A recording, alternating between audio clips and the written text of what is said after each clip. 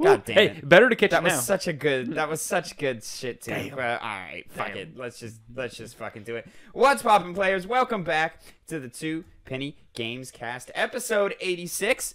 I'm your host, Tavin Bothel, here with my good friend and co-host, Connor Elliott. Say hello to the people, Connor. Hi. How were the tacos? They're very good tacos. They're good tacos. Like I said, we were talking about tacos. cilantro lime rice, heavy on cilantro, the cocoa shrimp, and then like lettuce. Okay. That has lettuce. Nice. Yeah, and like some kind of dressing on Do they it, peel too. the shrimp? What? Do they peel the shrimp for the tacos? Oh, they're just the regular. Yeah. They don't have the tails on them. You mean? Yeah. 'Cause they are. Yeah, it's cocoa shrimp without the tails, and you just Okay. try down on them. I might get me some of those tomorrow then. Yeah. Anyways, ladies and gentlemen, if you didn't know, this show comes to you every Monday, 8 a.m. Central Time, youtube.com/2pennygamescast, and mainstream podcast services of your choice, Spotify, SoundCloud, Apple Podcasts, Google Podcasts. We are out here. Please like, follow, subscribe, share with a friend. We really do appreciate it. But you might be asking, what is this show? This show is... like I said, the Two Penny Gamescast, in which me and Connor come to you with the new news you need to know in the video game industry. We come to you each with two topics, 2 pennies, if you will, and we give you our 2 cents on them. This week, Connor, We had a couple of stories. we had a couple of stories. Note. And we're gonna get into some fun stuff here at the end. But at first, we got a policy on this show: put the toys to the side. We love video games, but they're toys. We got to put them to the side. We got to talk about the people in the industry, and we got to make sure everybody's okay, so that they make that they help us deliver us with the great games that we love to play.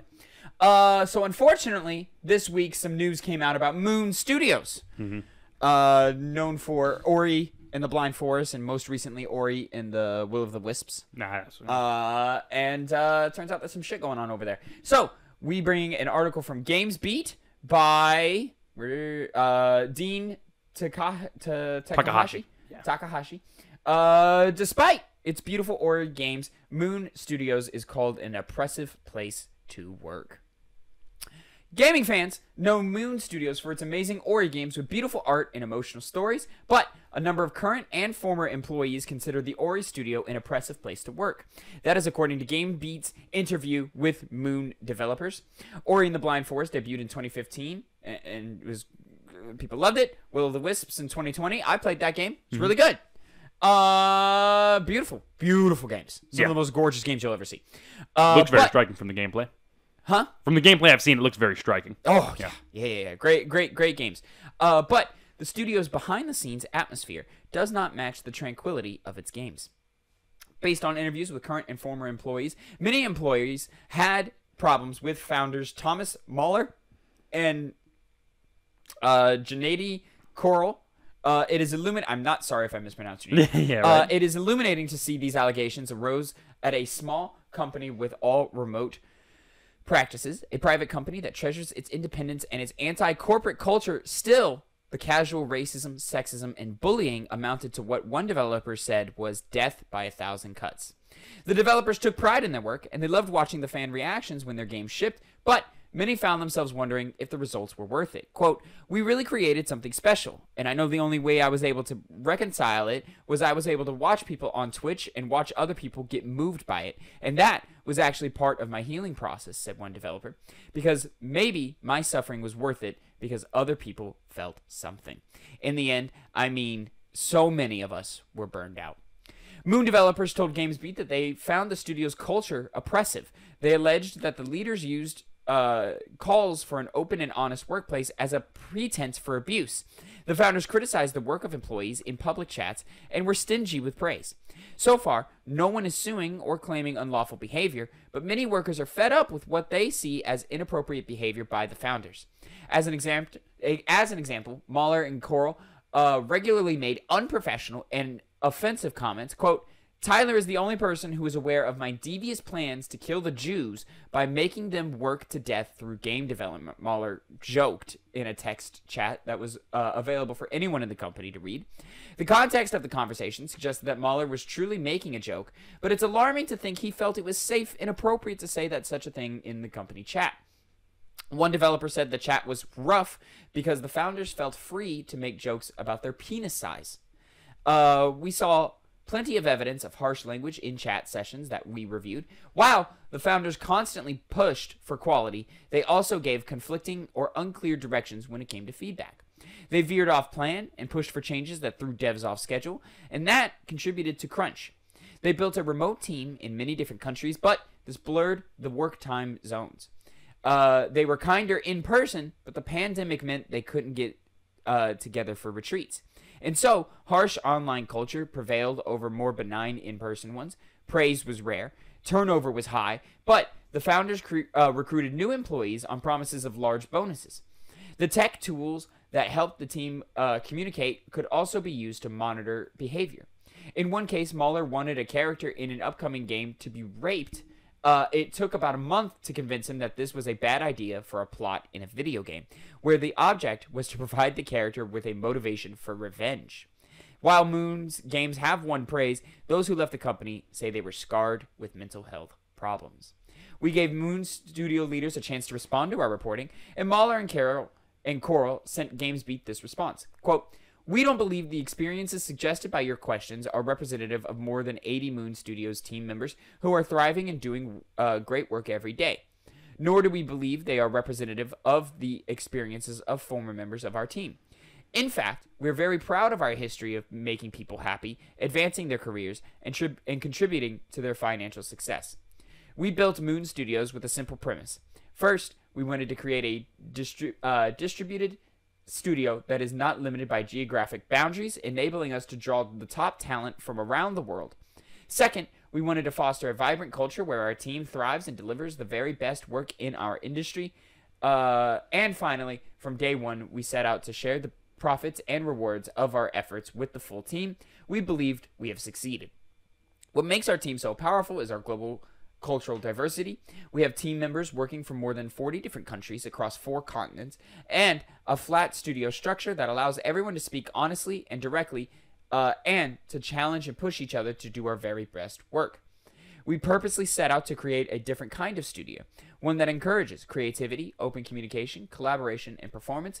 The result has been 2 award-winning games with more on the horizon, and a team of professionals who enjoy working together and are excelling and breaking new ground in our industry, while also sharing in the financial success of Moon Studios. If at times we are brutally direct in our critiques and challenges, we are also genuine and vocal in our praise.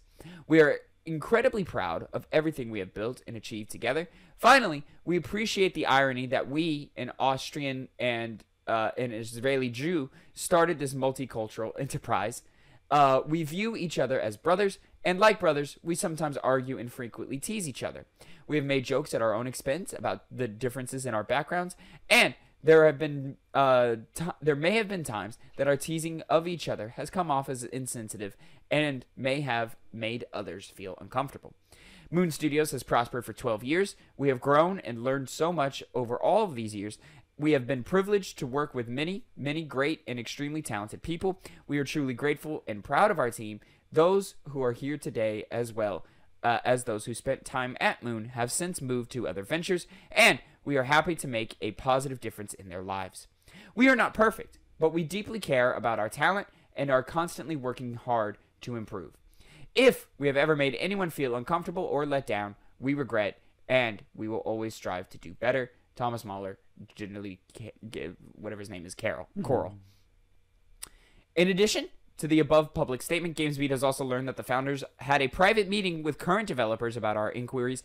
In that 30-minute internal meeting with the team, Coral and Mahler addressed some of the questions we raised in an open forum and offered an anonymous feedback system for devs. We've also included some of those comments throughout this story. The founders have their view, but we talked to a variety of people who had roles across the company who said the place was toxic. Quote, "It's an oppressive workplace, for sure. But it's hard to pinpoint one thing because in isolation, all of these incidents, if they happen once, you would think they are small things," said one game developer. When you're dealing with that for multiple years, you're going to see the decline of people's mental health. I can say that for myself, personally, I was properly messed up after we finished.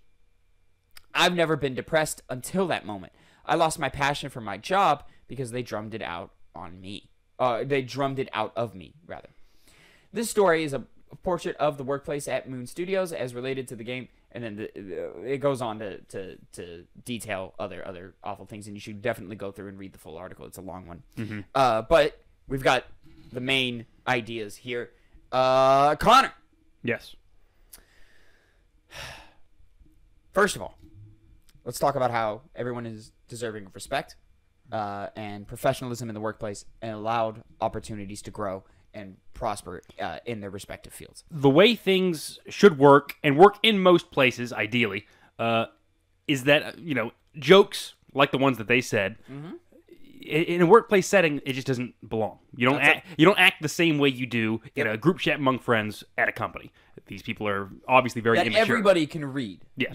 That's a difference. If you want to talk about personal relationships and view each other as brothers, and sometimes the teasing and the things can make other people uncomfortable, that's fine in a private sense, as long as all parties are consenting to that type of humor, if that's what you want to call it.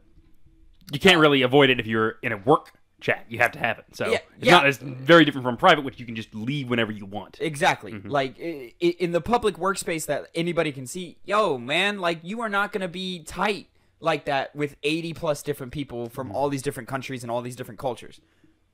You're not. So keep it professional. Yeah.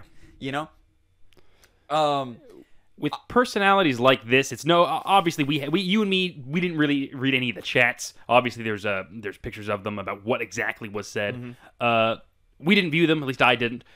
So it can't I'm speaking from a place of just what this article has said, which it's very immature to act that way for a job and be the head of a company, and in response, don't say that we're not going to do this anymore, but rather just say, oh, it was a joke. It was we joked with each other, we messed with each other. It shows an unwillingness to try and change, which obviously they don't want to do. That is my issue with the response. Is someone's upset. People have left. People are saying, hey man, I was depressed. I've lost my passion. I don't want to work in games, and you've killed somebody's dream.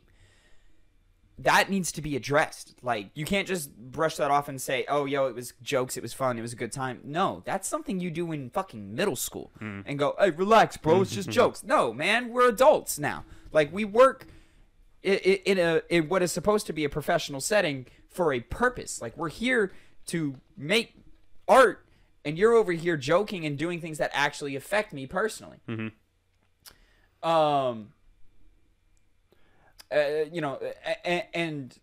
They talk about, we might be direct or whatever in feedback and criticism and all this. There's a quote in here where Mahler is terrible at giving feedback. He just doesn't know how to do it, said one developer. His feedback is just, quote, this is shit. He is self-taught and does not have the vocabulary to do it. Like, this is poor leadership. Like, this is awful leadership, critique and criticism comes at the communication has to be there. You can't just be like this shit, this is loud, you suck for this reason, XYZ, whatever. Like, it has to be a communication, an open communication, that you're trying to build something, and that is just destructive behavior. You know what I'm saying? It's a simple matter of, if you don't know exactly how to put it towards a developer that is working under you, how to improve whatever work they were doing, you should have somebody else convey your own issues with it in a professional sense, because obviously you can't do it. And the reaction was obviously probably just to keep doing stupid criticisms like insulting people and saying it's shit. It really leads nowhere. It's really just shitty people to work with, and these kind of people exist in jobs out here.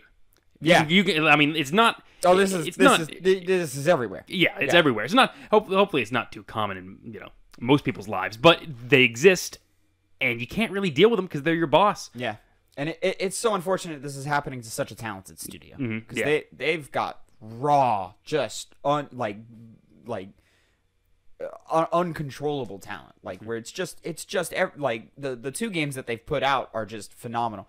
And the idea with the whatever game they're working on to like have a character raped to create motivation for revenge and stuff, that's childish. That's not drama, that's not stakes, that's edgy, like fucking preteen, like spend too much time on the internet type shit. Like, and it's just not necessary. Like you're doing too much and you're going too far, and it's the lack of professionalism that just drives me up the fucking wall. Yeah, we'll see if these people ever actually end up getting more employees, because this is damning. Obviously, like if I was looking for a job, this kind of story would make me never want to apply for this place ever. Exactly. Well, I don't think anything's going to change necessarily at Moon Studios, but you're going to see a drop in employee count, obviously. And, with stories circulating like this, you think about,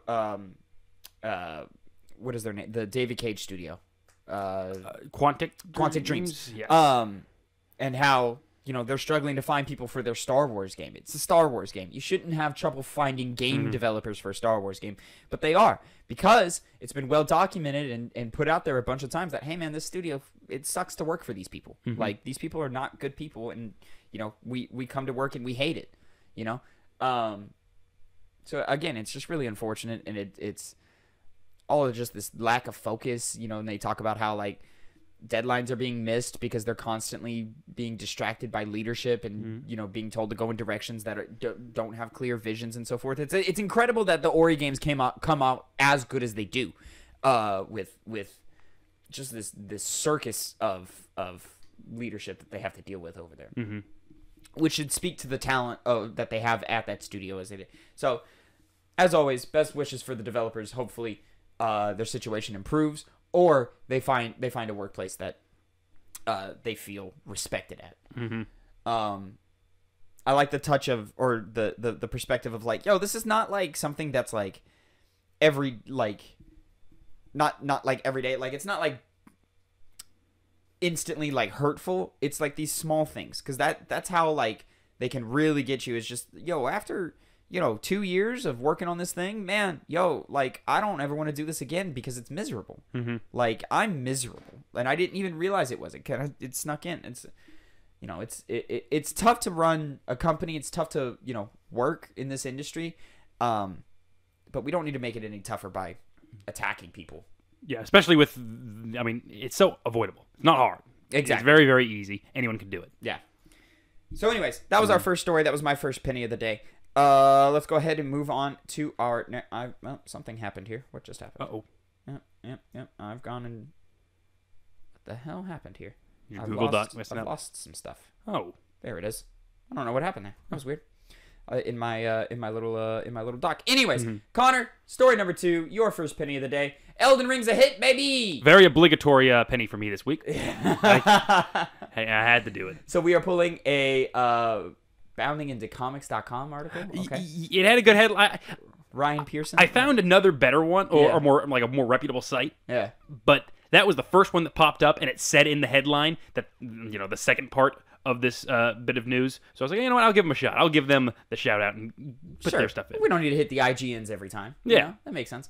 Elden Ring sales top 12 million copies worldwide from software, hence an expanding brand, quote, beyond the realm of games. Elden Ring has sold over 12 million copies worldwide, thrashing those who felt it was too challenging and leading From Software to consider the possibility of expanding the series beyond the realm of games. And then the Elden Ring Twitter account put out, "Hey, thanks for the 12 million Tarnished, which is the character you play as in the game. They're called Tarnished, rather." Publisher Bandai Namco has announced that as of March 14th, the game has sold more than 12 million units worldwide across both physical and digital platforms, with over 1 million of those sales coming from the developer From Software's native Japan. Having launched on February 25th, these sales figures average out to Elden Ring having sold an average of 705,000 copies a day. For comparison, Dark Souls series as a whole had sold a total of 13 million copies as of March 16th, 2016, 5 years after the launch of the first Dark Souls game and 1 month following the release of Dark Souls 3. That's crazy. Yeah. That series would go on to sell over 27 million copies by May of 2020. This success has far exceeded Bandai Namco's previous expectation that George R.R. Martin written title would sell 4 million copies by the end of March. In their announcement, Bandai Namco also stated, quote, "Please look forward to more of Elden Ring as an IP, characters, and other intellectual property, in hopes of expanding beyond the realm of games, suggesting that there may already be plans to expand the standalone title into a full-blown franchise." Further hinting at a possible expansion of the series, Bandai Namco president and CEO Yasuo Miyakawa echoed, quote, "Much effort was placed into creating Elden Ring so that we could exceed the expectations of our fans worldwide. In like manner, we will continue our efforts in expanding the brand beyond the game itself and into everyone's daily life. We will continue to create enjoyment and fulfillment through entertainment so that we can come closer and connect to our fans around the world," he added. Prior to Bandai Namco's announcement, the NPD Group Executive Director and Video Game Industry Advisor Matt Piscatella noted that, quote, "Elden Ring debuted as both the best-selling game of February 2022 as well as 2022 year to date. Launch month sales of Elden Ring were the second highest for any track title released in the past 12 months, trailing only Call of Duty Vanguard, released in November 2021. Piscatella elaborated, quote, "After 1 month in market, Elden Ring ranked as the 5th best-selling game of the 12-month period ending February 2022. Elden Ring ranked first on Steam and Xbox platforms in February, while placing second on PlayStation." The latest European gaming sales data report also revealed that along with being Europe's best seller for the month of February, Elden Ring was the biggest new game IP in the region, eclipsing 2016's The Division by Ubisoft. According to the provided figures, 44% of Elden Ring players have purchased the game on PC, following 27% on PlayStation 5, 16% on Xbox consoles, and 13% on PlayStation 4. The only major territory of exception was Germany, where Pokemon Legends Arceus both surpassed it in sales and edged out Elden Ring for the title of best-selling game on a single console. And the article goes on to detail like, hey, everywhere. Hey, bro, the game's doing great. Who would have guessed one of the most hyped games of all time sold a lot of copies? It's very strange. Not that it did it as successful as it was, because I obviously knew this was going to be the biggest Souls game yet, from software game yet. And Dark Souls has been in the public eye for years now. It's not. It started from a game where a select few people played it. It was a big hit that year, but it wasn't one of the biggest titles. But over time, it grew and grew and grew until where it is now. Despite that, I never expected it to be as successful as this. To sell 12 million doing copies. Call of Duty numbers, bro. Yeah. Which you don't see almost ever. Yo, like me and Phil work together. Me and my buddy Phil. By the way, you can watch us play video games live, twitch.tv/2pennygames, every Tuesday, 2 p.m. Central Time. We're finishing up Catherine this week. Come watch Phil, see the finale of Catherine, and then we're going to do some Returnal co-op, baby, because Returnal's co-op mode is coming out, so we're going to do that. I'm very excited for that. I was going to say I need to play that game, but I guess I need to play those games. Because I was going to say Catherine. I was like, I need to play that game. And then you said Returnal. I was like, I got to play those games. You want to play both those games? Yeah. It's a drag. You would like Catherine. Yeah, I know I would. That's why I'm like, I should watch that one. Play that one. I think the gameplay would confuse you and would challenge you, but I think you would like it. Okay, good. You would definitely like the aesthetic of Catherine. Anyways. You're never going to play that game. Is that a challenge, Dad? That's a challenge. I'm laying it down right now. All right, and you'll never play Metal Gear Rising Revengeance, despite you true. saying it. You know I will. But you haven't played it yet. You know I will. But I will. It's unplayed. It's a Metal Gear game unplayed. Connor, here. As soon as we get a drought in releases, as soon as the next drought, it's next on my list. Okay, then I'll do Catherine on my next list. It's next. The next drought. I don't believe you. Okay. Because I don't think you're ever going to stop playing Elden Ring. One game at a time. There we go. Yeah, exactly. Okay. Anyways, you make a great point, man. Dark Souls and Demon Souls and I guess not so much Bloodborne. Like Bloodborne is really like where these games kind of started becoming mainstream type stuff. It was around that time, I would say. Because Dark Souls 2 was kind of it was less covered than 1, and then Bloodborne came out, and people were like, "Wow, this looks amazing." Yeah. And then 3 subsequently, obviously. Sekiro, they've definitely been growing ever since. But like the dramatic jump from what was their last game? Sekiro. Yeah, the dramatic jump from Sekiro to Elden Ring is ridiculous. Yeah. Like it's doing Elden Ring, and these are niche games. Like these are not mainstream games. These are games that are challenging and very hard and very obtuse and not meant for everybody. I got distracted by talking about twitch.tv/2pennygames, where you should come watch us play video games live. But we me and my buddy Phil, who does hype with me over at twitch.tv/2pennygames, we sit there, we're talking about video games, what we're playing all the time, man. We're chatting. There were like, and obviously I've fallen off of Elden Ring, so I'm not really participating in it. But Phil is going right in, man. He's in love with it. He's doing it every day. Like, he's grinding out runes, he's beating bosses and stuff.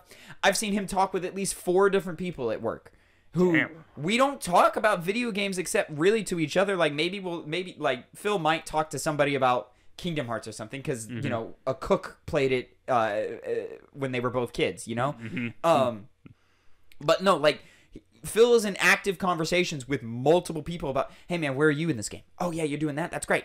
Oh yeah, no, I did that. If you do that and then this and that, that's and third. Like, he's making plans to like jump into co-op with coworkers. Like, they're not like in ways that I'm like, I've never even seen you two interact, let alone you're making plans to play video games together now? Whoa, this is crazy. Like, the reach of Elden Ring is really like amazing on a level that like I'm hard pressed to say I've seen before. Like, people are excited and people are energized by it, and congratulations to From Software for doing it. And I'll say, even though I fell off, like, sometimes when I'm over at Phil's place or whatever, I'll see him playing and I'm like, fuck, man, I wish I didn't fall off because this looks good. This looks fun. It's just the style of Dark Souls games, just never of going through those levels over and over. They turn me off, man. It's just not, and it's not the repetition of it. It's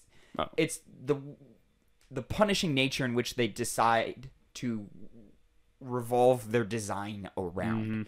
That's what gets me. Like, because like games like Sifu and Returnal, like, they're challenging games, and in some ways they're harder than Elden Ring is. But like it's the way that the focus of their design and how it circulates and how you build and become better and get stronger and all of these things. Not like in terms of getting upgrades or anything, but like you are just better putting in inputs and stuff, like how these From Software games are. Like, I just prefer their design ethos to how From Software does it. But who am I to disagree with a bunch of praise and a bunch of numbers and all of this? Even though there's a conversation about accessibility with Elden Ring. I think the accessibility is actually quite poor. Like, it's not just a matter of how difficult is the game. There are things you could do to just include everybody. But instead we're being dicks. Or not being dicks. We're hiding under the umbrella of artistic whatever, when it's just like, you just put button mapping in the game. Exactly. Yeah. Like, just put some button mapping in there. Make a UI that works. Is it that hard? I don't think it's that. I mean, I'm sure it's difficult. UI design is very difficult. But like, you get my point. Yeah. Anyways, Connor, I'm sure you're enjoying more Elden Ring as you go forth. Yep. Haven't been able to play it recently due to other focuses. That's right. You put it on pause. Yeah, put it on pause for now. But this is great. No, congratulations, From Software. So glad that they're finding this level of success. What do you think they mean by beyond the realm of games? So, first thing that I think of is books. Yep. It's the whole big marketing was George R. R. Martin. He wrote the overall story, the setting. Honestly, it's very limited about what we know, how much work he actually did, and how much is Miyazaki like usual. But there's a lot of areas where it could obviously expand on the universe of Elden Ring, and books are a lower cost way to do that. It doesn't take a lot of money to, comparatively to like graphic novels, books, or music. Yeah, even music, increasing music. Because TV shows, movies, short films, maybe I could see animations, animations some going type on. Of animation studio or something. I don't think it'll go beyond that, unless it's just one of those games that continuously just keeps making money every single time related content is put out. At that point, I could see them eventually saying, okay, let's take it in the next step and hand it to like have one of Netflix's studios do some anime on it. Have some Japanese animation studio make an anime on it or something along those lines. But likely, I think books are going to be coming on the way. I'm right there with you. I think it's books, some graphic novels of some sort, audiobooks, something like comic books, because they already have Bloodborne comic books, Dark Souls comic books. Like it's just gonna be some type of multimedia thing, but it's like we're not getting like an Elden Ring feature film at the level of like an Uncharted or like a Last of Us HBO miniseries, whatever. Like that's not. I don't imagine that's happening. Yeah. And I know From Software, specifically Miyazaki's kind of stance is when he makes the content he wants for a game and then moves on. He doesn't like to mess around with it a lot. So I do respect that they're always doing something new. Yeah. I mean, they're coming out with the mech game next. That was their next focus from what we've been hearing on the internet. But yeah, books, reading material. It's Armor Core. What? Armor Core? Yes, I think that's so. it. Yes. That's it, right? Yeah. Armored Core. Yes. They're returning to that, which they haven't done since they struck it with Dark Souls, but like even like Demon Souls and stuff like that. No, I'm right there with you. It makes sense to do books. I mean, I've always personally had the critique that From Software games don't have story; they have lore, and there's a difference between those two.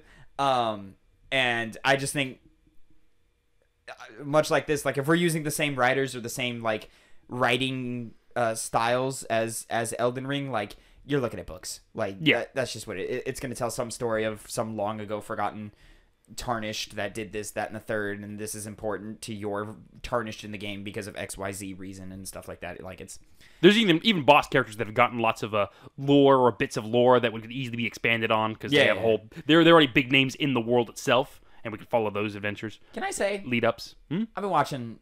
Elden Ring is all over my timeline. Yeah, it's it's all over. So I'm seeing clips and stuff. I'm seeing boss encounters and stuff. Why is every boss in a From Software game big? Why are they all giants? We can't fight normal dudes? Funny enough. That's what I liked about Sekiro is I was fighting normal dudes. And then every once in a while it'd be a giant thing. Yeah.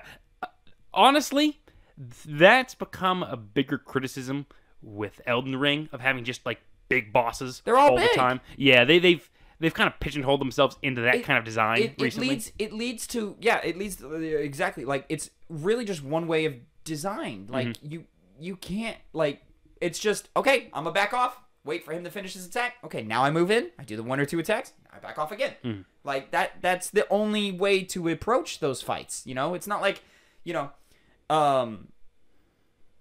in Returnal, there's a litany of different bosses that like every boss encounter you're like, oh, this is the boss that acts this way, so I have to approach it from this angle and do this.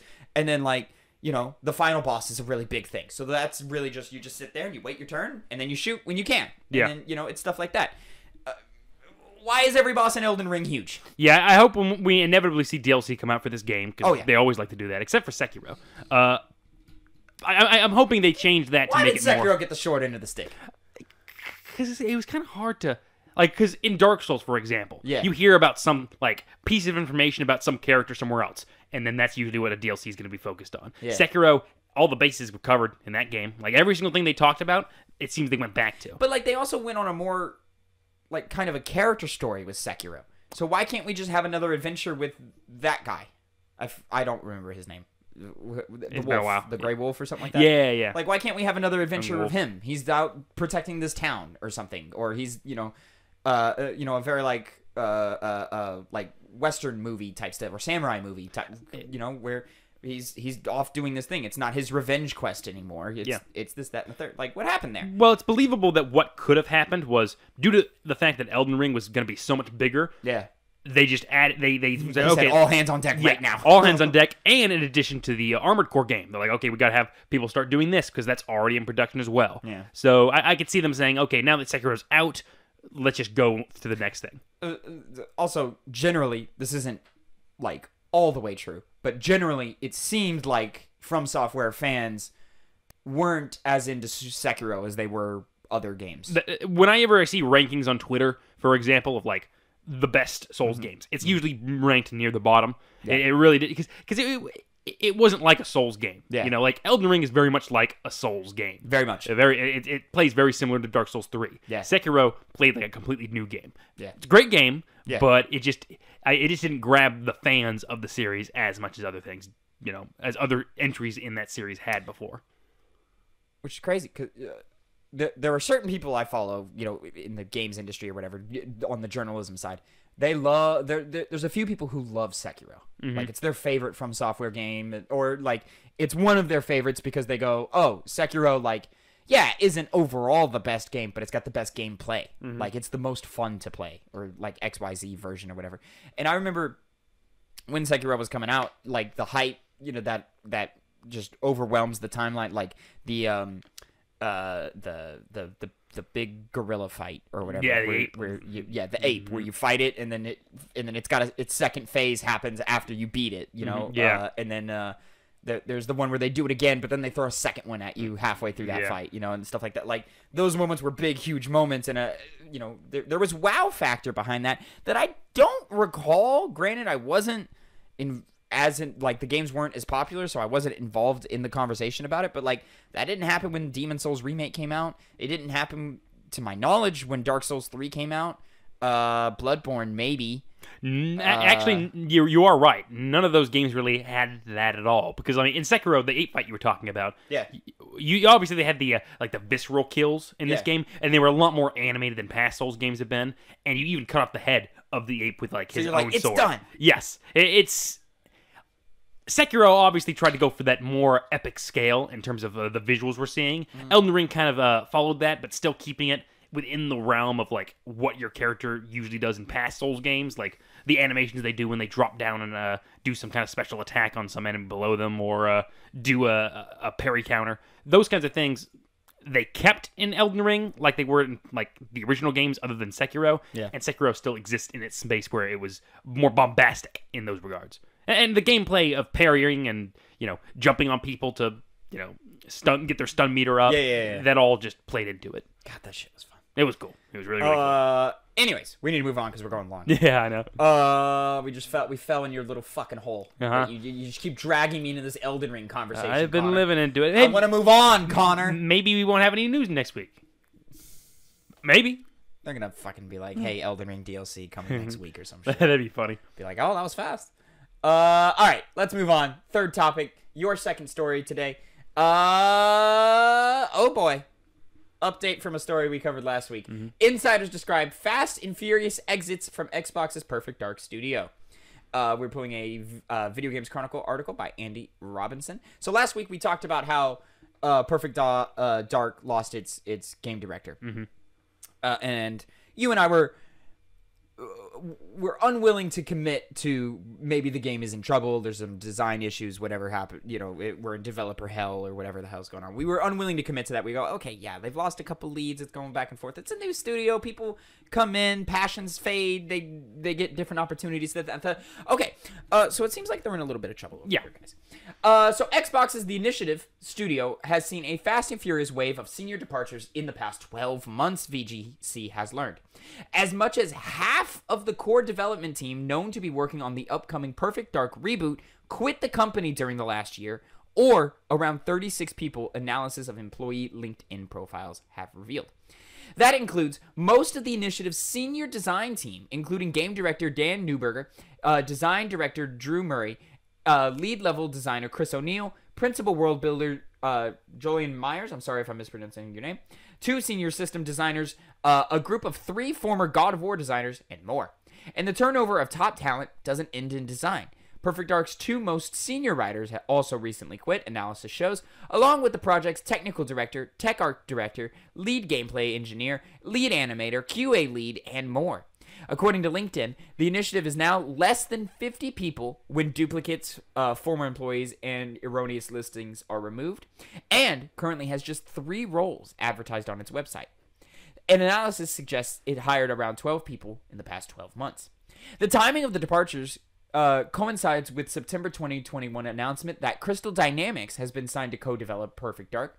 This, combined with the few job roles currently advertised at the initiative, suggests that the Tomb Raider developer is likely taking a much stronger lead than first thought on the project, which we even covered when it happened. In the interviews with multiple former senior developers cited a lack of creative autonomy and slow development progress as the reason for their departures, and described the wave of exits as fast and furious, with project momentum said to be heavily affected. The initiative's management told VGC it's confident in the team it has in place and new talent joining, and pointed to the industry-wide staffing challenges during the COVID-19 pandemic. Quote, "It's no small task to build a studio and reinvent a beloved franchise," studio head Daryl Gallagher told VGC. "In creating the initiative, we set out to leverage co-development partnerships to achieve our ambitions, and we're really excited about all the progress we're seeing with our relationship with Crystal Dynamics. In this journey, it's not uncommon for there to be staffing changes, especially during a time of global upheaval over the last 2 years, and there's plenty more work in front of us to deliver a fantastic Perfect Dark experience to our players. We wish all our former colleagues the very best, and I'm confident in the team we have in place, the new talent joining, and we can't wait to share more with fans. In the games industry, competition for experienced talent is at an all-time high. Following a pandemic-fueled gaming boom, and unhappy initiative staff would likely have had plenty of alternative employment opportunities at the large number of neighboring AAA studios in California. Across the industry, many studios are currently facing a talent crisis, with the sheer level of expansion and investment in this sector making it challenging for even the biggest studios to retain and attract senior staff. The former initiative developers VGC spoke to attributed the wave of departures to frustration among senior talent over the direction of the project set down by Gallagher and the game director Daniel Newberger, who himself left the company last month. Although the initiative's website claims that the company promotes a collaborative, creative environment, former employees describe the studio's development hierarchy as very top-down, with Gallagher and Newberger keeping a strong grasp on creative decisions. According to the former employees, many senior team members were frustrated by this perceived lack of autonomy and didn't feel heard on key issues such as development priorities, project planning, and team staffing. Gallagher and Newberger, who were previously studio head and game director at Crystal Dynamics, wanted to make games the way they always had, with top-down direction. The sources said while many initiative employees were expecting a more bottom-up approach. As a result, it's claimed that development has progressed painfully slow and a solid company culture never formed. All former employees VGC spoke to said they were surprised at how lenient Microsoft had been over the lack of progress. One person said, quote, "Making games is hard enough, let alone when you feel like you can't get through to people making the decisions that affect everyone." The culture issue was partly behind the decision to bring on board Crystal Dynamics, it's claimed, with Gallagher and Newberger allegedly hoping that production would move smoothly with the introduction of a second team familiar with their methods. Crystal Dynamics' introduction is also now likely to plug the gaps left by the initiative's staff turnover, VGC was told. VGC sources agreed that they would be surprised if Crystal Dynamics' introduction, combined with the significant departures of core staff, hadn't triggered an effective soft reboot of Perfect Dark, and that it was likely still years away from release. It's understood Xbox's leadership team are prepared to be patient with their new first-party teams, which includes those currently working on Playground's Fable and Brare's Everwild, as they prioritize assembling groups capable of regularly producing the kind of critically acclaimed prestige projects that come from PlayStation studios like Naughty Dog and Insomniac. So, this is unfortunate to hear. Mm-hmm. At the very least, it's not a result of the usual things we might see from stories like this, where there's abuse that we've been covering or over the last something year and really a half bad going on. Abuse, Yes. So that's a nice breath of fresh air. Mm-hmm. And it seems like there's not really any bad guys in the situation. Clearly, it was a matter of, bringing in another studio didn't sit right with multiple people, so they started leaving. Whether that was in hindsight, we can say that it was bad to bring on Crystal Dynamics because it resulted in this, but you can't really blame them for thinking, okay, if we bring somebody else in, it'll actually solve some of the current issues we have and get the game out quicker, and then it not having that intended effect, and it now helping set back the game. I can see you kind of grimacing like you may think otherwise. Well, it's again, I think it's again a point of poor leadership. And the fact that now our leadership team is crumbling means, this game is far away. Mm-hmm. Like, it is not coming for a minute. No. And honestly, wouldn't be surprised if Crystal Dynamics just takes over all the way. And maybe the initiative crumbles. Maybe they move on to something else. I don't know. It's hard to say. This is, I think, Xbox's, since Xbox has been on their acquisition rush, this is their first, oof. Yeah. Okay. I don't know about all this. Especially with the initiative was clearly supposed to be an answer to Santa Monica Studios. It was clearly supposed to be an answer to Naughty Dog. It was clearly supposed to be an answer to what would eventually be the Insomniac acquisition. And we just taking a shoe. You got a little rock in your shoe or something? Something going on over here? What's going on over here? You got a thorn? A little something in the shoe? Yeah. Anyways, And it's the problem of like, you wanted to buy your, and this is the critique of Microsoft's business philosophy over the last few years. You wanted to buy your way to greatness. You didn't cultivate greatness. You didn't build greatness. You didn't earn your greatness. You bought it. So you brought in all these veteran developers who had all worked on these great games and projects, and on paper it was supposed to lead to, oh, hey man, we're about to kick ass. Well, it actually turns out that like the way you attracted those creatives is by saying, hey man, you're gonna have a great voice over here, but then you put people in positions of power that their leadership style conflicted with that promise. So of course your creatives and your team and your the ones doing all the legworks are gonna be like, yo, this isn't what I signed up for. Mm-hmm. Like, thanks, but no thanks. Like, I'm cool. Like, I'm gonna move on. And then, like you said, with the inclusion of Crystal Dynamics, like, yo, this is a one-track thing. We are trying to make, and this is, I'm not talking in terms of design, but in terms of creation or in terms of work. Yo, we're trying to do Tomb Raider again. Like, the workflow worked for Tomb Raider when we did this, so we're gonna do this, and this is directly opposed to what we did to bring on these great writers, to bring on these great devs, to bring on these great designers. And I agree with you. It's nice that it's not because everyone's being treated like shit. Yeah. It's just a matter of creative differences and workforce disputes in the way of like it just didn't come together, or it's not coming together. On top of the pressure of being like advertised as Xbox's quadruple A studio, which was a poor thing to choose to do, because you're automatically layering on a level of expectation with those words, and you're not giving these developers a fair chance right out the gate. Like, it was like Perfect Dark was advertised to be, bam, we are better than Last of Us Part 2. We are better than 2018 God of War. We're better than Spider-Man. Like, yo, whoa, that's a high fucking bar.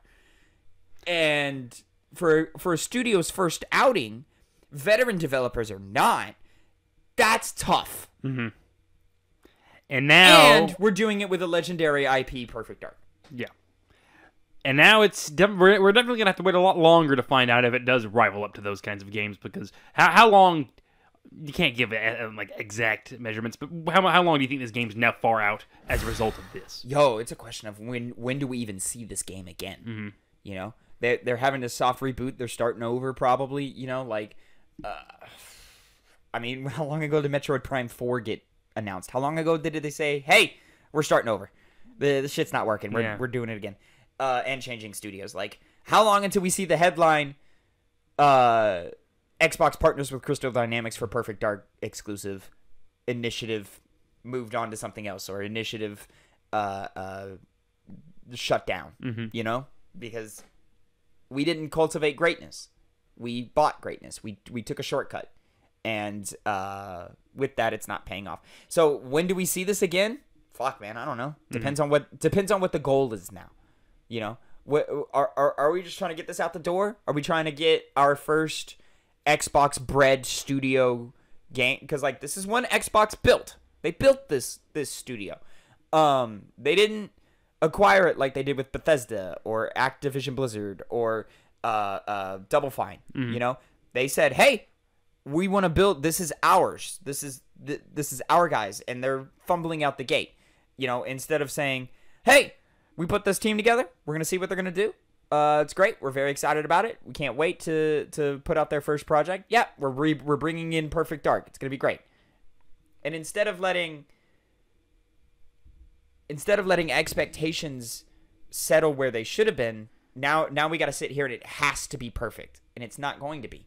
Or I struggle to see how it could be. It could be. Maybe they rise above. Maybe they figure it out. Maybe they figure out a team. To answer your question, what year is it right now? 2022? Yep. 2026. That's your prediction. That's your little mark right there. Throwing a dart. Yeah. Do we even see it next year? Like, do we get a trailer? Do we get a gameplay video? Anything? any type of hint of any type of direction that we're going to? Do we get that in the next 2 years? Where does this game go, you know? Mm-hmm. It's up in the air now because, you know, obviously it's not in the best position. But hopefully they're able to get their shit together and actually, you know, deliver on what they promised. Hopefully they're able to get people on the game now that aren't going to have those creative differences that these past developers had that left, and that those guys also go on to work on better games. Now we gotta rebuild a team now. Yeah, you know? If they even bother rebuilding it at the end of the day. Exactly. Like, if it's me, I make a deal with Crystal. I say, hey, you guys did great with Tomb Raider. Sure, it didn't monetarily pan out, but now it might with the inclusion of things like Game Pass and stuff. Yo, Crystal handled Perfect Dark initiative. Let's take you back. Let's go back to the drawing board and figure out what we're doing here. Maybe have something with less of an expectation, like Perfect Dark. Yeah. Maybe we just rebrand the initiative. Maybe, I don't know, man, because branding is important. You know, naming is important, and the you can't strip what you've already settled. Like, you can't strip away the expectations you've already laid on that studio. So now it's just a matter of, okay, we'll see. Yeah. You know, there's a couple of different directions we could go in here. Let's hope it's for the best. Connor. Mm-hmm. Speaking of hoping for the best, my final topic, my second penny of the day. Hey, we got a gameplay video for Hogwarts Legacy. Yes. So last week we talked about PlayStation State of Play. We were like, it's fine. They did another one. Yep. This time centered around Hogwarts Legacy. Oddly enough, this game is coming everywhere. So it's strange that PlayStation has bought all the marketing for it. Yeah. But, you know, it is what it is. Whatever gets the game made. Avalanche Studios. We both watched it. You watched it for the first time today. I watched it when it came out. Lot of conversation happening around this game. Specifically, let's address the elephant in the room before we even get to the fun stuff. J.K. Rowling's involvement. Mm-hmm. Who knows? There's said to be and J.K. Rowling's heavily transphobic comments and so forth. I'm of the belief the brand of Harry Potter is bigger than its creator. Mm-hmm. That's me, and I think boycotting this game on any type of allyship with the trans community, though the intentions are great, I think is only going to hurt the developer. Yeah. They're guys working on video games to be fun. Yeah. I mean, as you said before, before we covered the Ori story, these are toys. Yeah. Right? That's all they're trying to make. They're not trying to get embroiled in the political leanings of its creator, who is very detached from the creation of any kind of Harry Potter stuff nowadays. No, that's not true. Is it not? No, she's very hands-on with all the Fantastic Beasts movies. I didn't know she was. She said to be involved in this project. How much she's involved is up for debate. It doesn't seem like a whole lot. But yeah, she's very much got a hard grip on I see. Okay. The brand of Harry Potter. Okay. But and listen, yo, JK's wrong. She's wrong. And honestly, we should probably get her away from this thing that we all love.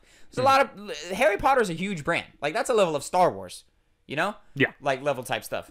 And in terms of cultural impact and love and capturing everybody's attention and excitement and imagination, like, Harry Potter is huge. I don't know about you. I'm a huge Harry Potter fan. I know you like it. I watched the movies. I never read any of the books, funny enough. But I do know that a lot of idiots out there only read Harry Potter, so it's their sole book that they can grasp onto. So it's from that point been able to dig at me. I've read no, not you. No. It was anybody else that doesn't read. Yeah, I got you. But aside from the J.K. Rowling stuff, one thing that I saw some people raising some questions about is the I'm gonna lie. I just lied. I am going to talk about J.K. You're a Rowling. liar. Yeah, I am a liar. Going to talk about J.K. Rowling. Dirty again. liar. Never mind. Yeah. Because one of the criticisms I saw, I don't know how widespread it was, I don't know if you heard of it, was the inclusion of one of the plots that was covered in this game involving one of the elves who's trying to start a rebellion, and he's kidnapping kids, apparently. It's not covered in this. I don't know what you're talking about. It's not in... I don't know where the source material came from. Apparently it was some interview where that's part of the plot, like he's kidnapping kids and doing something with them. Okay. Now, there have been in the past connections with elves with Jewish people, because J.K. Rowling has had they run the banks. They do. Yes. Yeah. She's kind of, people have criticized her for hinting at, Rowling is not doing the that most kind of stuff. Yeah. culturally sensitive writer. She's not very subtle either. No. No. Did you know there's a black character called Shacklebolt? Yeah. Yikes. Yeah, bro. so having that in this plot, going back to the things about, how much is J.K. Rowling involved with this kind of stuff, made some people say, like, why is that the angle you're taking? Like, we understand that sometimes accidents can happen, and you can have certain characters that have certain traits that you associate with ethnic groups, but we know for a fact the author has done that in the past and is bad at that, and then you include it in your game. The optics of that just don't really sit all that well.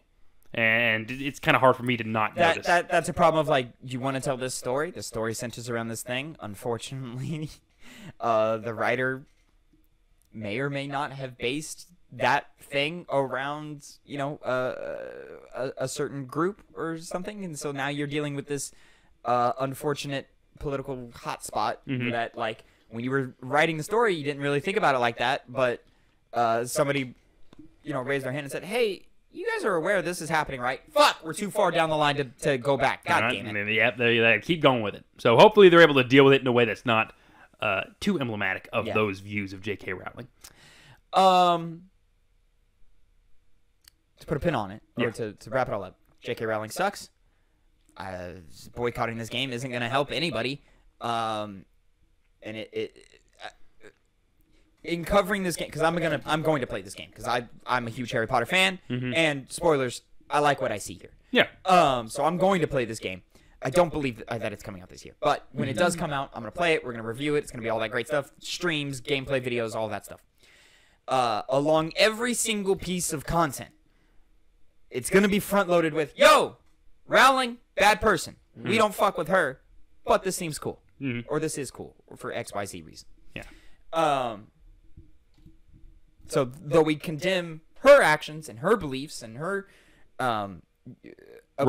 abuse of her platform, it's undeniable to say, hey man, she made something that we all fucking love. And it sucks. It's not cool, but like at the same time, we can separate art from artists sometimes, especially when, in my opinion, the art has elevated above its creator. Yeah. Much like how Star Wars is more than George Lucas. Even though George Lucas seems to be okay so far. I don't know. Hold on. We'll see if that aged well, Anyways, Connor. Yes. Let's get to why we're talking about this anyway. You just watched it moments before we hit record for the first time. What did you think? So I was pleasantly surprised. Were you? As I'm not gonna lie, Yeah. the magic in Harry Potter never really wowed me. It was never that sort of magic just doesn't do much for me. So my big worries were gameplay. Now, the world of Harry Potter, the style of it, all that stuff is great. So I guess, when I saw this, I was seeing that represented. Now, obviously, it's in a different time period than the Harry Potter books and movies are set. It's like 1800s or something like that. Yeah, 1800s. Yeah, Careful with your hand. You're blocking your face, buddy. Oh, I didn't even know. Yeah. 1800s. It was able to give Harry Potter, keep the same Harry Potter spirit, but see that aspects of it over 100 years changed. And, we see hamlets and actual villages that look a lot more in line with what we saw in the movies.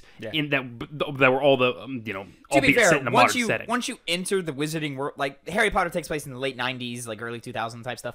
Once you enter the Wizarding world and leave the Muggle world, like it's kind of like always had that aesthetic. Like it's meant to be kind of timeless, in a sort of sense, but like in the same sense of like it looks old because it is old, and that's how they base their culture and stuff, which is all nice and go. Continue. Yeah.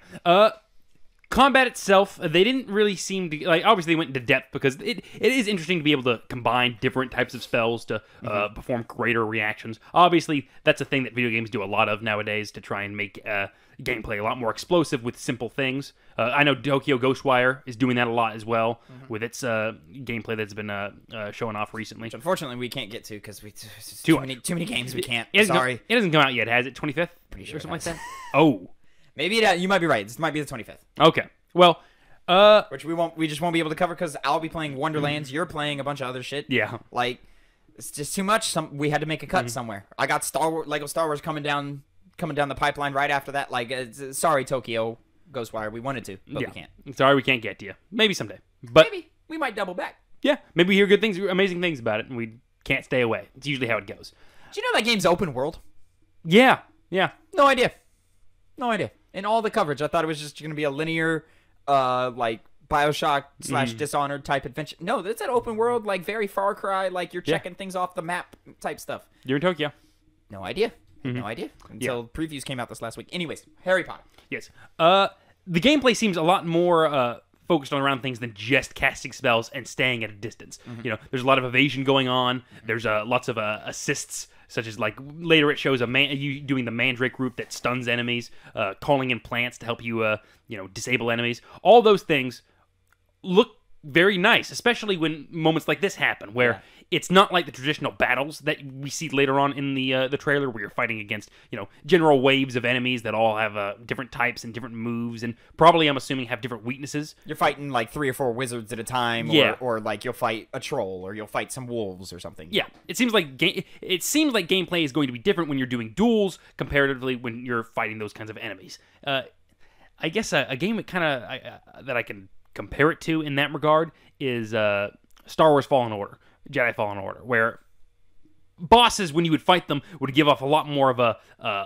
duelist style of gameplay than many of your other enemies would be. They have larger health bars, they have different phases, they use powers that you usually don't see on the general run-of-the-mill enemies that you go through and encounter.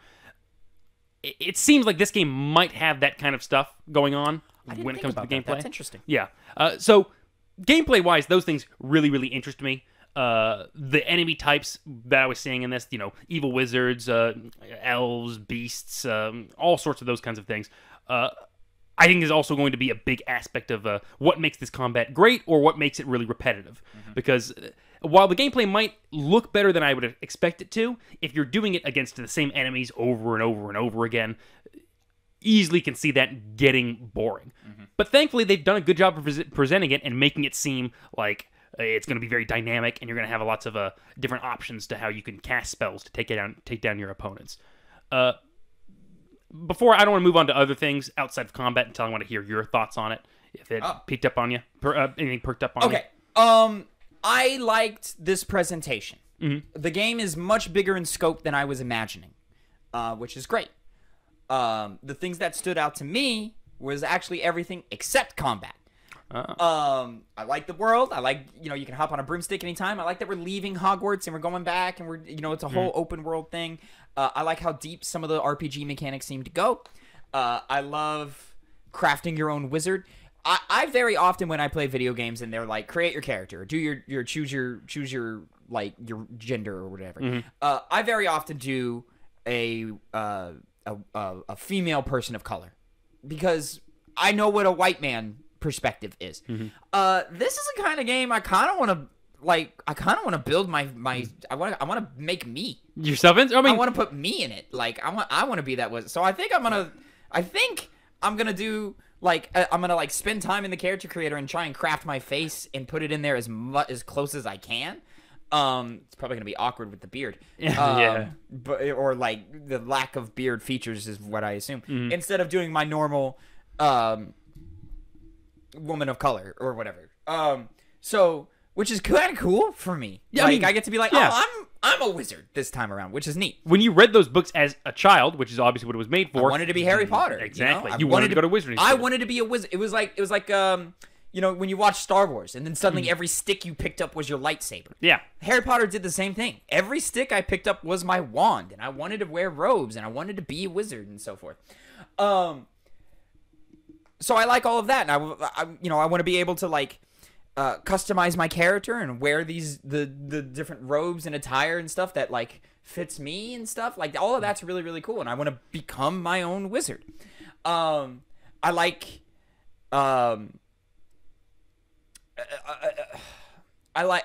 just kind of like everything that they're doing in terms of like going to school and the classes and studying for exams and the little like it's almost like Bully. Like, Yeah. where, like, there's mini games for the classes where you have to go in, you're making your potions and you're grinding up the things and you're cutting the things and you're putting the things in the other thing, and there's like little tiny mini games for all of this. I love that. It would be a big error if they didn't go the route of bully, because the people, I mean, like as I said earlier, you wanted to go to the Hogwarts Wizarding School. Yeah. So when you're playing a game set in Hogwarts, if it was just, story beat after story beat after story beat, you miss out on what makes a lot of what made Harry Potter popular in the first place. So The fun was, oh shoot, this character just blew up his cauldron in potions class, Yeah. or this guy tried a new charm and it turned him into a rat for some reason, or XYZ thing. We get to have those moments in this. That's cool to me. That's exciting to me. I like all that. The puzzle stuff looks kind of simple from what they've shown, but I'm hoping maybe it gets more dynamic and stuff and makes me actually sit there and scratch my head and think.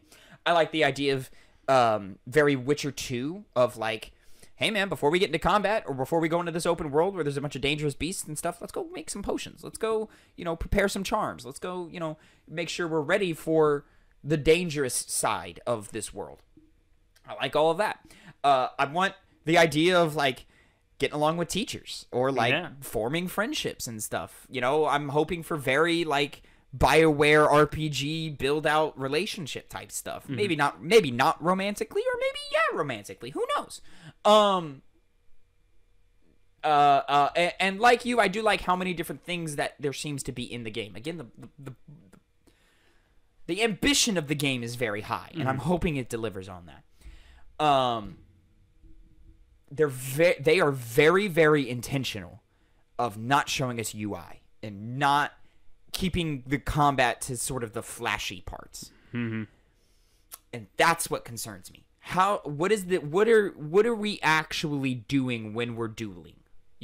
Like, how are these spells being casted? Are these combos? Is this button mashing? It looks a little too button mashy to me. So I'm hoping it's much more methodical. I'm hoping you have to think. I do like your idea of, when you're out in the open world and you're fighting, just random dudes or whatever, random wizards and stuff. Yeah, maybe you just throw out a couple of things, whatever. It's not that big of a deal. Or you're fighting some ogres. You do a slowdown thing. You do this, that, and the third. You do whatever's flashy. But then when it comes time in the story beats to be like, hey, this guy's a problem. Yeah. I really am hoping that it's much more, okay, hold on. Let me watch his patterns. Let me figure out his how he approaches the fight. I love you get to pet you can bring the animals to your little farm. The use of the room of requirement is genius. Yeah, that was the best. I'm surprised that came up when it was brought up in the gameplay Let demo. me I was play like, Quidditch. whoa, damn. Okay, you're going to, right?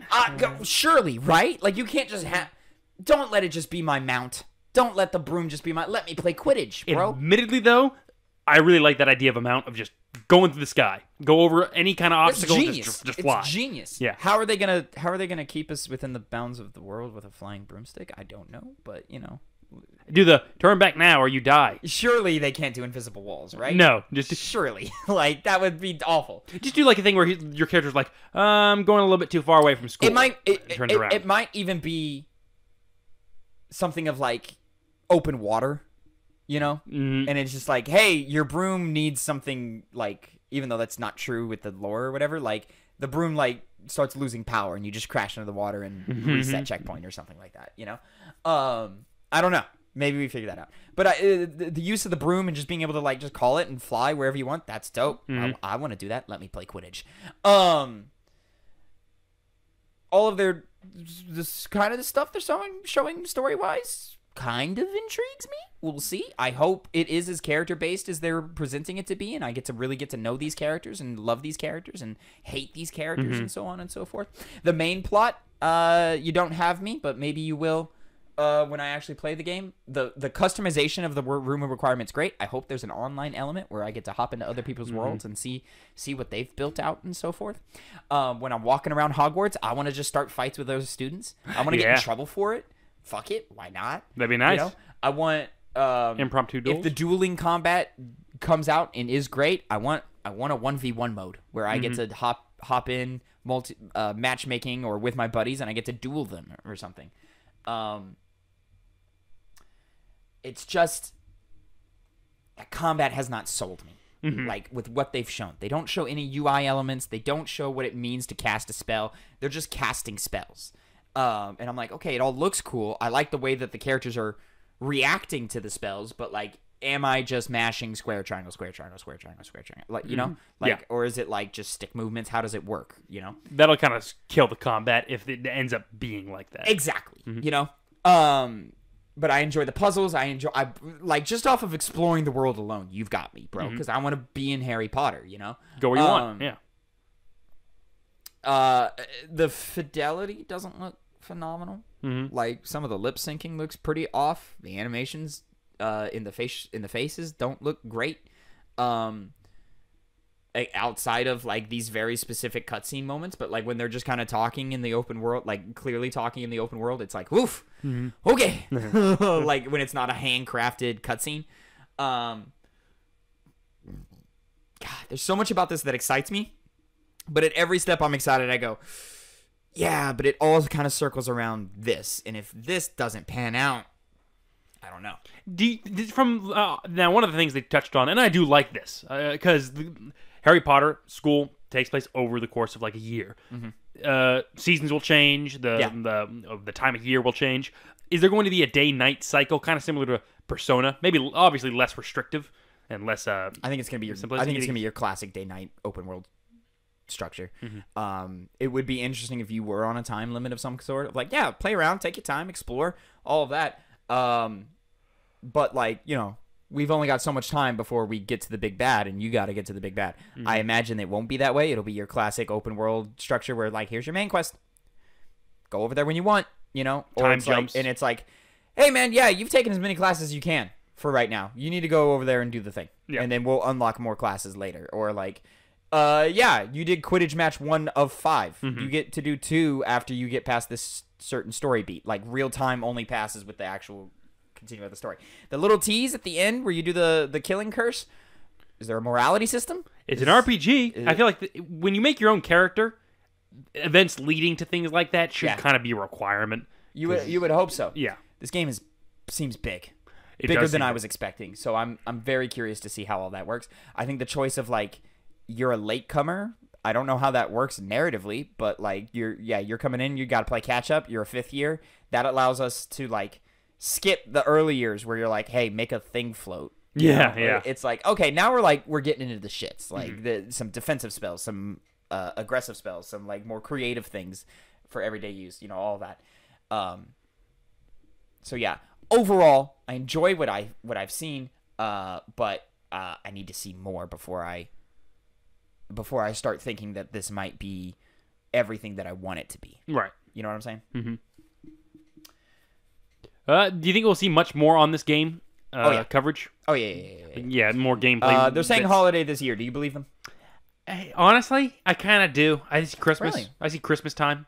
That would be a good time to put it out. Harry Potter seems like always Harry Potter, Christmas vibe. Something about Harry Potter and Christmas, man. It's because in the first few movies, they just put Christmas in the movies, and you're like, yeah, it's a Christmas movie. Now, part of me thinks they might be doing that intentionally, and that's when they might, you know, come up with the game too quickly, or have to delay it because they want to be in that same vein of time.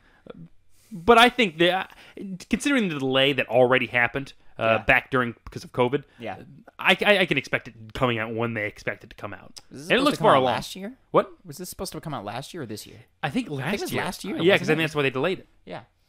But yeah, a lot to be excited about. A lot to be hopeful about. Let's just hope, you know, Portkey Games over here just fucking gets it. Yeah, that's why they kill it. It seems like they do. They get Harry Potter, and they put out after the end of the state of play. There's like a little like developer interview or whatever. This is made by fans. Like the fans of Harry Potter are making this, so I think we're in good hands for the most part. Like they get what you want. It's just a matter of like, can we deliver? Right. Yeah. Time has passed, and those people that watched it as younger kids and read it, they're making games now. They're making games now. They're in charge of all the stuff. How do you think the house sorting thing is going to work? Ooh, what I expect to happen is it's going to have some questions at the beginning. So Vampire the Masquerade, it actually had an interesting bloodlines. It had an interesting way to choose your vampire clan by asking you a personality quest test at the beginning of the game. It's completely optional, just a little fun thing you can do, and you can, of course, change the results. I feel like they'll do something like that near the beginning of the game, but it's like, once you answer them, do you that's think before like you even before like a character creator comes up, like, do you think it'll just be the same questionnaire of on Pottermore?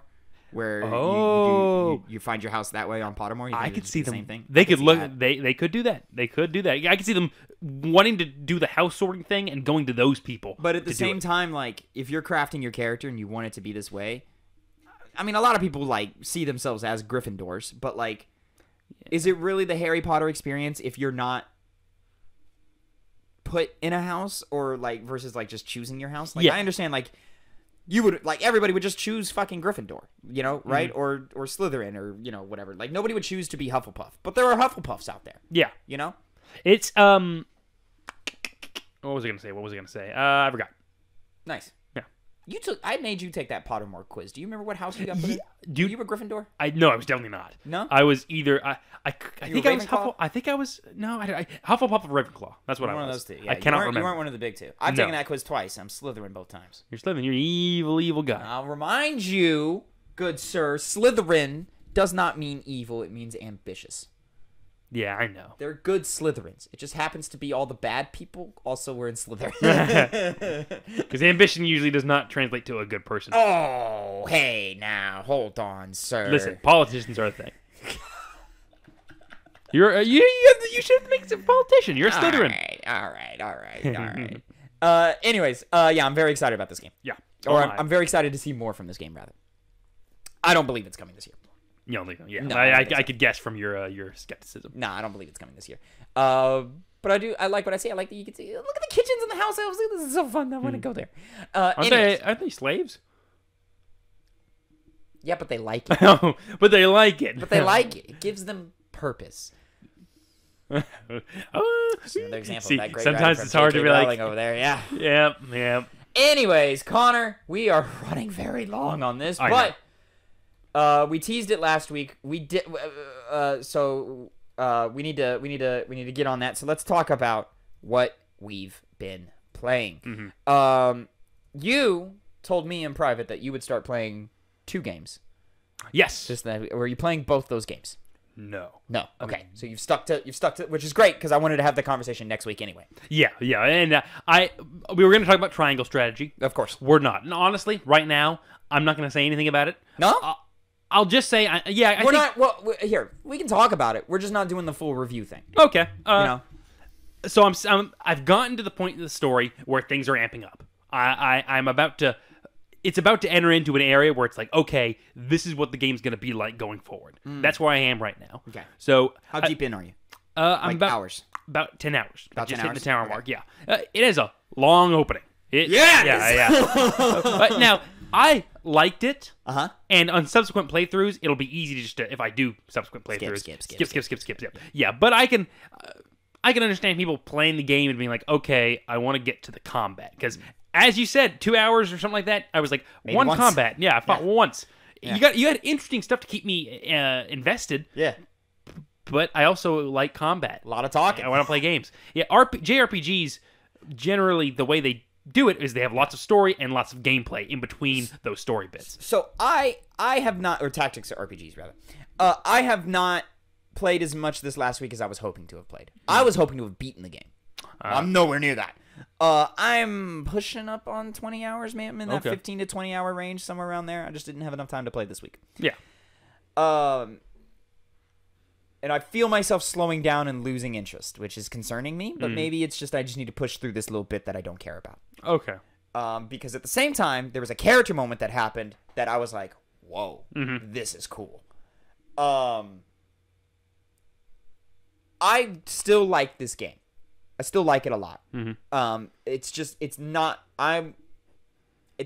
clearly just not like hitting like the lovely levels that I would like it to hit, at least right now. You know, I'm almost 20 hours in. And I do like the combat. I really, really don't like how they introduce new characters into your party. Which, have you gotten to that bit yet? I've gotten 2 new characters outside of the main cast. Yeah. One of them joined in a very natural, way that I understood. The second one, not so much. You're talking that Ice Mage dude, right? Yeah. I think he was done well. But then there was the, you know which one, the Archmage's apprentice, his last apprentice. The kid, he has a big hat. He's a younger guy. Yes. Just walks up and saying, "I want to join you." And you're like, Connor? "Okay." That's the rest of them. That's the rest of them. That's the rest of them. I want to join. Really?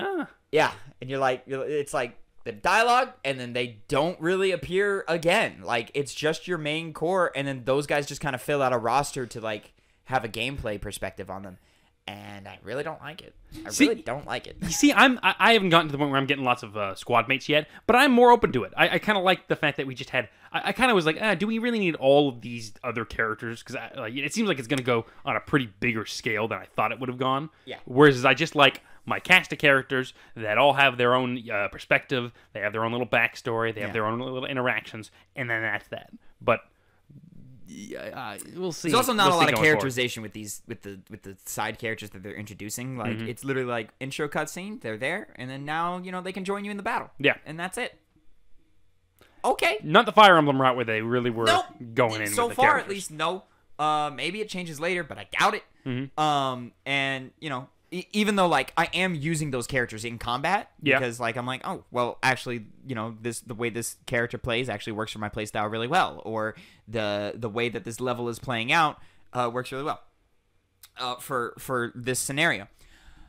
I will say, I think the level design in this game is actually really good, really really good. And the more I play, the more I'm like, this is smart, because that exploration phase that they keep doing. They have you play around in the battlefields. Yeah. Before a battle is coming. And it's clearly like, okay, this is clearly going to be a battlefield. Like, why would we be here? This is so clearly like we're about to get ambushed. So, like, here, like, so I can know the routes and where, like, characters can move around and so forth. And then, sure enough, battle starts, and I'm already familiar with the terrain, which is nice. Yeah, I neglected to do that during one mission.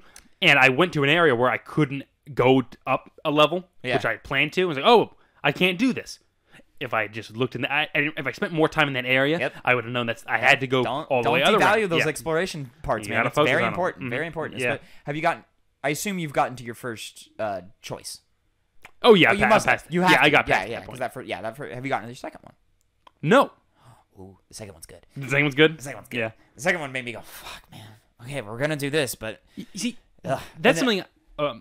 I just got past a choice where like I didn't care about like the plot that was happening, the subplot that was happening of the choice, but I sat there for a minute and I was like, I don't know what side I'm on.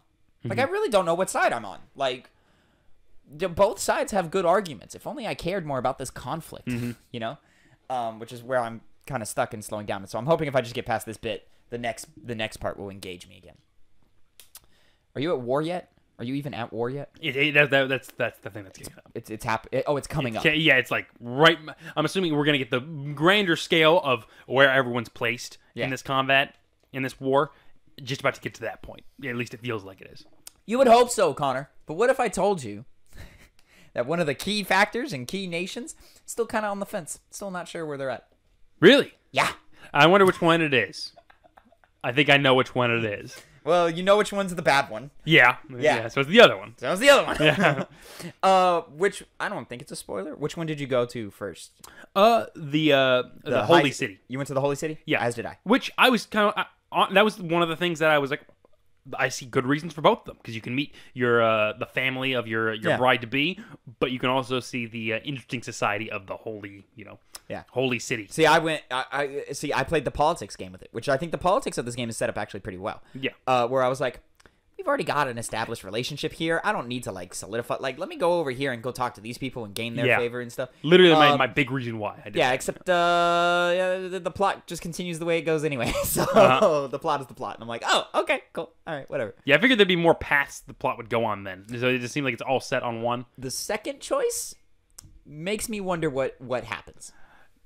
The next choice makes me wonder what happens. Here's the thing. Yeah. One thing I know about this game is there's 4 possible endings. Yeah. So Yeah, knows? I don't know Well, what even like choices we big talked about that turning character choices. that got introduced naturally into the plot and so forth. Well, if you go to the other city, you don't meet that guy.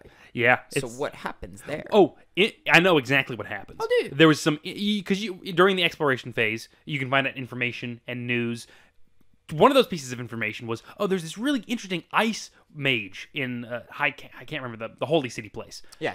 And they mentioned that character who I eventually got. But at the same time, it was like, Ace Frost, there's smuggler who was caught. He gave the guards a real big run for their money. And then I met the Ice Mage guy. Right. So That's right, I was that's like, right, okay. that's right. I forgot about that. Yeah. So So you would get a different party member, which is nice because at least it has some a different experience variety from and your things choices. happening there. Yeah, that's kind of cool. Except I hate that Ice Mage. I haven't did? used him since. Really? No, it just doesn't work. I've got a Fire Mage that's kicking ass. Why would I use him? Oh, because resistances. She I understand. Yeah. I understand. Save me. Except the next guy they give you has ice and wind powers. Yeah. So Oh, and he heals. So I'm using him. and he does more damage. So he's better, you know? Yeah. I am at a point where the difficulty's turned up though. It has. I've lost a few battles. Oh, okay. I've had to start on. I've had to stop and think and been like, okay, like I thought this battle was gonna play out this way, but it did not play out the way I thought it was gonna play out, and now I got fucked up. And then there's been quite a few battles where like I had to cheese it because I was like, I lost my key fighter 5 minutes into this fight, and now the rest of them are going down. Okay, fuck it. Let's take my archer who's on a hawk and put her up real high where nobody can touch her, and then we're just gonna rain arrows from above and use my sneaky guy who can move a whole bunch, and we're gonna draw them in and shoot them down, and it's gonna be a very long and arduous process, but we're gonna do it. Hey, battles are like that sometimes. You know, you just kind of win that way. How do you feel about the combat? It's as you said before. It has a lot of similarities with the typical kind of tactical JRPG that you would expect this game to have. You move around on through squares. One thing I really did like about this combat, because I do like the combat overall, because they do some interesting things with it, like the direction that your character is faced determines, if they'll be able to be susceptible to a critical hit by getting stabbed in the back, which of course you can do to the enemy units as well. You can make sure that you're not going to be able to get, wedged between two other units because they can one of them can do follow-up attacks when the other one attacks you. As in, like, if there's a guy in front of you and a guy behind you. Yes. The guy in front of you hits you, and so the guy behind you also hits you, and because he's behind you, he's doing extra damage because he's hitting you in the back. Yeah, so it leads to a lot of situations where it's like, okay, in Fire Emblem, elevation's also a big thing. Elevation it increases damage. Yep. Potentially, the elevation can be unreachable by certain units. Yep. In Fire Emblem, you don't want if you take a unit, you move near a bunch of enemy units, they're all going to gang up on them and attack them. Yeah. That's what you expect to happen in every kind of game like this. But it does lead to some interesting interactions where you're like, okay, sure, he can tank a lot of these hits if they were just from the front or the sides, but now I know follow-up attacks are going to happen. I know critical hits are going to happen. Suddenly your tank characters go down real quick. Yeah. This may have been a mistake I made in one of my major battles. Yeah, tank units aren't just throw them out there and they'll survive as long as you heal them every now and then. It's you use them in particular situations to distract. Turns units. are also long. They are very. You long. have to plan. You go. Hey, I got to use this character right now because of the way the cookie crumbled. If I fuck up, I'm not going to be able to use this character for 20 turns. Yeah. And I might need my healer to heal some people if I don't do this right. Yeah. The healer can only hit, like things fall apart quickly if you're not playing. Like, you do have to be smart. Which, in Fire Emblem, like I'm always going to bring it back to this because it's my big experience. That's the touchstone. Yeah, it is the touchstone. In that game, they have the permadeath system. Mm-hmm. So if a unit dies, they're dead. That really makes you not want to just go out and throw them out and make them, the target of the center of attention. But in those games, when an enemy unit would attack you, the damage output is clearly going to be in favor of your side of the board. Yeah. Your guys are going to do way more. They don't damage. Want you to run out of dudes. Like, yeah. And it forces sort of a simplification of mechanics. Yeah. Here is not the case. You do more damage, I think, a lot of times than other units do, with a few exceptions. But you won't for very long. Won't for very long, because even now the enemy units do a lot of damage to you still, like enough to where you're on level playing fields in terms of damage output. Yeah, because you have more access to abilities. But like, for example, so like what for you? Like a guy right now, you'll take a guy down in what 2-3 turns? Yeah. Okay, that's not gonna stay that way. So they get big health pools, huh? Oh yeah, big health pools, big damage outputs. You gotta like sit there and be like, okay, I know that one's a badass, so let me sit here and think about how I'm gonna take the badass down along with the other guys who are 2-3 hits and then yeah. But like they start introducing like some heavy hitters. Okay. It did kind of hint at that with the second battle actually that you do, where the main enemy commander units are like, I looked at them like, my God, it's a lot of health, and then I had to get down their health. There was a lot more than just the regular units. Probably okay. Now you say that, I kind of get what I'm gonna start seeing. And Connor, they've already introduced characters to you narratively that like you're like, oof, yeah, I know they're gonna be a problem. Hey, guess what, Connor? They're a problem. Yeah, they are. I wonder who you could be talking about. Yeah, you know. Yeah. Anyways, how are you feeling about the narrative of the story? Or the narrative of the game, rather. It's kept me entertained, but it hasn't gotten me invested yet. Which potentially could happen later down the line. May never happen. At least I'll like the characters. So far, I enjoy their interactions. They seem like they're all. It makes sense that they're together in a group. Mm-hmm.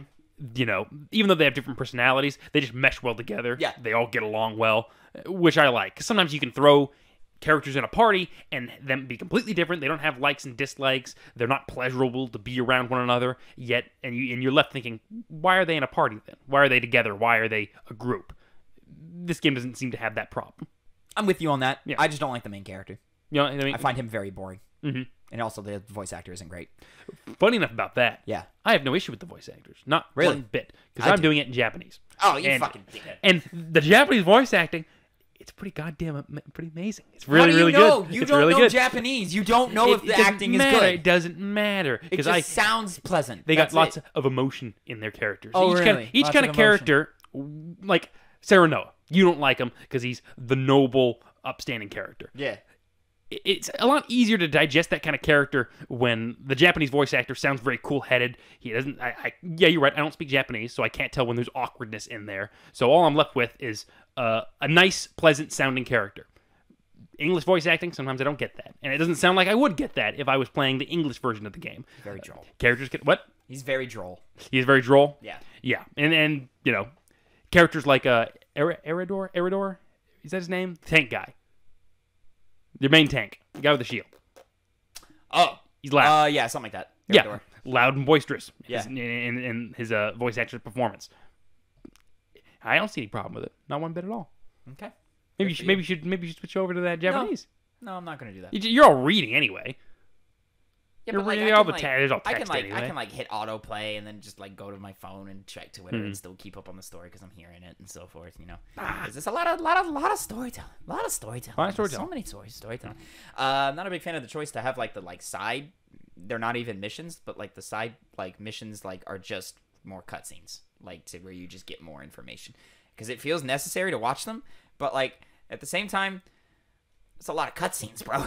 Yeah. It's a lot of cutscenes, and it's not it's sprites. It's not like we can do a whole lot with them. We're very limited in our choices here. So sometimes it's just all right. Well, I guess I'm sitting down for the next 20 minutes and just waiting for the combat to come back, and it never does. Well, you played Metal Gear. You should be used to this kind of stuff. You and me both sat through the support conversations of all the Fire Emblem characters because we like watching them. You gotta get used to it sometimes. Yeah, but there's a lot more combat in Fire Emblem. Yeah, there's a lot more. So a lot more combat in Fire Emblem, and Metal Gear has animated characters. Anyways, yeah, there's that. But yeah, I really do to double back to the combat of the game.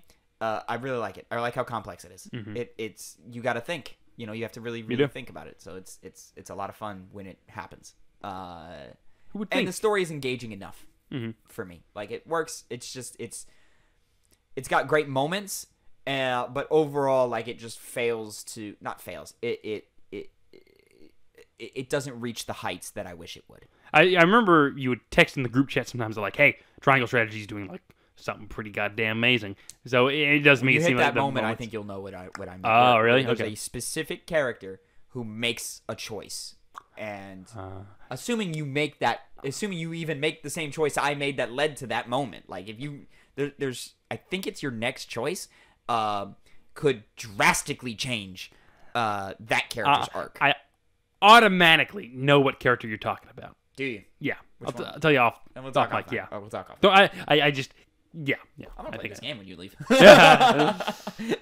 No, I like it. I really like it. It's gonna be one of my favorite games of the year for sure. Mm-hmm. It's just we'll see if anything can knock Sifu off, man. We'll see. Yeah. Lego Star Wars, baby. You're up next. You know, next month, April 4th. April 4th. Yeah. Very excited. Very excited. But we're gonna be doing some Wonderlands this next week. Mm-hmm. Ladies and gentlemen. It's a long episode. That long episode. Thank you for sticking with us here. That is going to be your Two Penny Gamescast episode 86. Thank you so much for watching. Remember, you can catch us every Monday, 8 a.m. Central Time, youtube.com/2pennygamescast, or mainstream podcast services of your choice. Please like, follow, share, subscribe, all that fun stuff. Share it with a friend. We really do appreciate it. It really does help. If that's not enough, just talking about video games is enough. You wanna see some gamers do some gamer things. Twitch.tv/2pennygames. Come watch us play video games. We're gonna finish up Catherine, and then we're gonna do some Returnal, baby. Co-op. I'm so excited. Wonderlands. Tiny Tina's Wonderlands coming later this week as well. We're gonna be playing some of that. I don't know if we'll talk about it on the podcast next week. It might be the one after that, just because we're gonna need time, and who knows if I'll even have time to play it this next weekend. Who knows? But until next time. Have a great time. And Connor, say goodbye to the people. Goodbye.